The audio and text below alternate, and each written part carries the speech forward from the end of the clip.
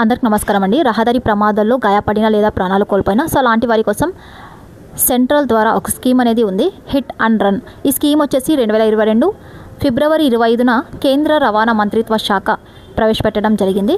అయితే ఈ స్కీమ్ ద్వారా మనకు సక్సెస్ అయితే బాధితులకు పరిహారం, రహదారి ప్రమాదాల్లో మృతి చెందిన వారికి 2 లక్షలు, గాయపడిన వారికి 50,000 రూపాయలు కేంద్ర ప్రభుత్వం చేయూత అందిస్తూ ఉంది.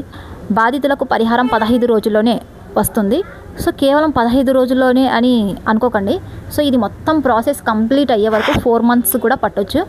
అయితే ఈ స్కీమ్ ఎలా వర్తిస్తుంది అయితే ఇప్పుడు మనకి గుర్తు తెలియ వాహనం ఢీకొన్న కేసులకు సంబంధించిన ఘటనల్లో మాత్రమే ఈ స్కీమ్ అనేది వర్తిస్తుంది. మళ్ళీ సెల్ఫ్ యాక్సిడెంట్ జరిగి మృతి చెందిన, గాయపడిన అలాంటి కేసులకు ఇది వర్తించదు. అది కూడా మనకు హిట్ అండ్ రన్ స్కీమ్కి సంబంధించి కేవలం గుర్తు తెలియని వాహనం ఢీకొన్న ప్రాంతాల్లో ఎలాంటి సీసీ కెమెరాస్ కానీ ఆ రోడ్లో వెళ్ళేటప్పుడు ఎవరు గుర్తుపట్టలేకుంటారు. సో అలాంటి సందర్భాల్లో మాత్రమే ఈ స్కీమ్ అనేది వర్తిస్తుంది. ఆల్మోస్ట్ పోలీసులకు ఫిర్యాదు చేసినప్పుడు వాళ్ళు ఆల్మోస్ట్ ట్రేస్ అవుట్ చేయడానికి ప్రయత్నిస్తారు. ఒకవేళ ట్రేస్ అవుట్ కాని ఎడల వాళ్ళు హిట్ అండ్ రన్ స్కీమ్కి వెళ్ళడానికి ఛాన్సెస్ ఉంటుంది. అయితే హిట్ అండ్ రన్ స్కీమ్కి సంబంధించి కేంద్ర ప్రభుత్వం బాధితులకు గుర్తు తెలియని వాహనం ఢీకొన్న సందర్భంలో ప్రమాద బీమా అందడానికి వాళ్ళకి ఆలస్యం అవుతుంది. అలాంటి సందర్భంలో కేంద్ర ప్రభుత్వం ఆర్థిక చేయూత అందించాలనే ఉద్దేశంతో ఈ స్కీమ్ అనేది తీసుకురావడం జరిగింది. ఈ స్కీమ్కి సంబంధించి ఆర్డీఓ నోడల్ ఆఫీసర్గా వ్యవహరిస్తారు.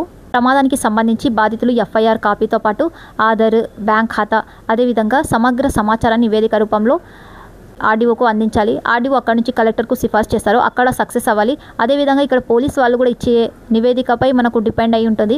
పోలీస్ వాళ్ళు తర్వాత ఆర్డీఓ వీరిపైన మనకు పరిహారం డిపెండ్ అయ్యి ఉంటుంది. సో ఇక్కడ మనకు సక్సెస్ అయితే మనకు 15 రోజుల్లోనే వస్తుంది. సో ఇప్పుడు మనకి పోలీస్ వాళ్ళ దగ్గర నుంచి మొత్తం ఎఫ్ఐఆర్, పోస్ట్ మార్టం రిపోర్ట్ ఇవన్నీ రావడానికి దాదాపుగా మనకు 15 రోజుల నుంచి 60 రోజుల వరకు పట్టొచ్చు.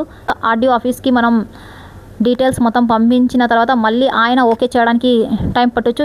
మొత్తం అక్కడి నుంచి మళ్ళీ కలెక్టర్ పంపించాలి. కలెక్టర్ ఇవన్నీ ఒక ప్రాసెస్ అయిన తర్వాత దాదాపుగా 4 మంత్స్ పట్టొచ్చు, అంతకంటే ఎక్కువ కూడా పట్టొచ్చు.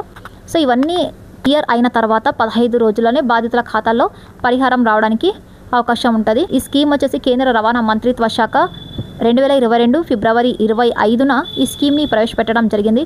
సో ఇప్పటి వరకు మన ఉమ్మడి కర్నూలు జిల్లాలో 104 హిట్ అండ్ రన్ కేసులకు సంబంధించి నివేదిక అనేది సిద్ధం చేశారు.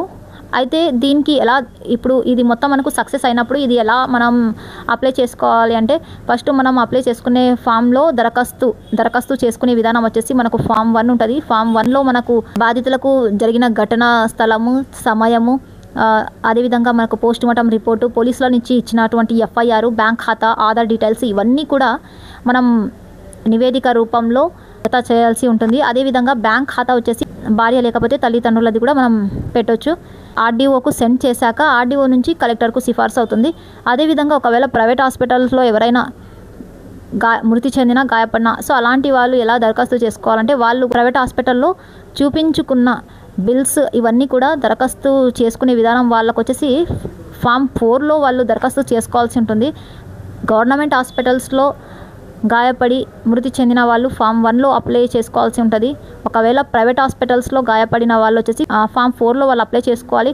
మరి అక్కడి నుంచి మనం అప్లై చేసే సేమ్ ప్రాసెస్, డీటెయిల్స్ అన్నీ బిల్స్, ప్రైవేట్ హాస్పిటల్లో వచ్చినటువంటి బిల్స్ జత చేశాక అక్కడి నుంచి మనం అధికారులకు సెండ్ చేస్తాం. అధికారులు పరిశీలించి ఫామ్ 3, ఫామ్ 2లో కన్వర్ట్ చేసి జిల్లా కలెక్టర్కు సిఫార్సు చేస్తారు. ఇది మొత్తం ప్రాసెస్ సక్సెస్ అయితే మృతి చెందిన వారికి 2 లక్షల రూపాయలు, గాయపడిన వారికి 50,000 రూపాయలు కేంద్ర ప్రభుత్వం ఆర్థిక సాయం అందించనుంది. సో ఈ సమాచారం పబ్లిక్కి యూజ్ అవుతుంది అనే ఉద్దేశంతో ఈ వీడియో చేయడం జరిగింది. సెల్ఫ్ యాక్సిడెంట్స్కి ఈ స్కీమ్ అనేది వర్తించదు. కేవలం గుర్తు తెలియని వాహనం ఢీకొన్న సందర్భంలో మాత్రమే ఈ స్కీమ్ అనేది వర్తిస్తుందండి. 23, 24, 25 ఈ 3 సంవత్సరాల మధ్యలో ఎన్ని యాక్సిడెంట్ జరిగాయి, ఎంతమంది గాయపడ్డారు, ఎంతమంది మృత్యువాత పడ్డారు ఒక్కసారి మనం తెలుసుకోవడానికి చేద్దాం. 2023లో 499 మంది ప్రమాదాలకు గురయ్యారు. అయితే 268 మంది మృతి చెందారు. అందులో గాయపడిన వారు 558 మంది గాయపడ్డారు. 2024లో 523 ప్రమాదాలు జరిగితే 273 మంది మృతి చెందారు. 614 మంది గాయపడ్డారు. 2025లో ఏప్రిల్ వరకు మన దగ్గర డేటా ఉంది. ఏప్రిల్ వరకు అయితే 273 మంది 2025 ఏప్రిల్ వరకు మనకు దగ్గర ఉన్న డేటా ప్రకారం 273 ప్రమాదాలు జరిగితే అందులో 118 మంది మృతి చెందారు, 326 మంది గాయపడిన వారు ఉన్నారు. సో ఏది ఏమైనా కూడా ప్రమాదాలు ఎప్పుడు మనకు చెప్పిరావు. మనం వెళ్ళేటప్పుడు కూడా జాగ్రత్తగా వెళ్ళాలి, ఎందుకంటే ప్రమాదాలు అనేది ఎప్పుడైనా జరగవచ్చు. సో మనం కొన్ని రూల్స్ని పాటించాలి. ఒకవేళ కొన్ని సందర్భాల్లో మనం రూల్స్ని పాటించినా అది జరగాల్సిన నష్టం అనేది జరుగుతుంది.